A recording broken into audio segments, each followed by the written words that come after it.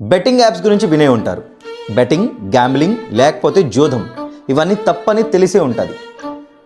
కానీ ఇవన్నీ కూడా కృష్ణుడే అని చెప్తే మీరందరూ నమ్ముతారా?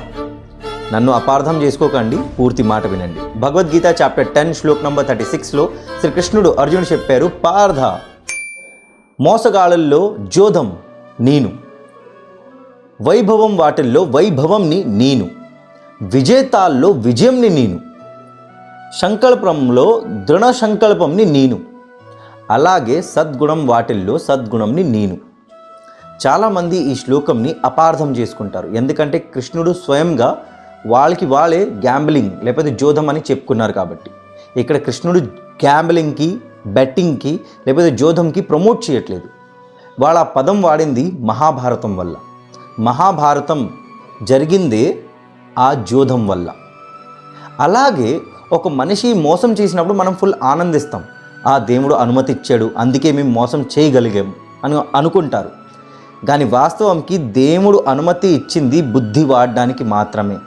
ఆ బుద్ధిని మనం ఎలాగ వాడుతున్నామో దానిపైన మన కర్మ ఫలితాలు డిపెండ్ అయి ఉన్నాయి. సేమ్ అలాగే డబ్బుది ఎప్పుడు తప్పు ఉండదు మిత్రమా.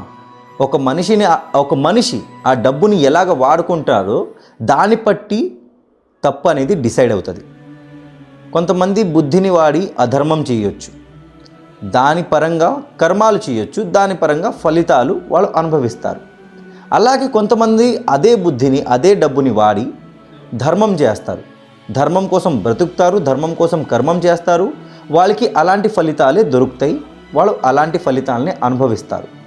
అలాగే కృష్ణుడు ఇదే శ్లోకంలో ఇంకో మాట అన్నాడు ఏంటంటే, ఒక మనిషి నిజాయితీగా గెలిస్తే, ఒక మనిషి క్రమశిక్షణని పాటిస్తే, ఒక మనిషి సంస్కారంగా ఉంటే ఆడు నాకు ప్రియుడు, ఎందుకంటే ఈ వాటిల్లో అన్నిట్లో నేను ఉంటానని చెప్తున్నారు.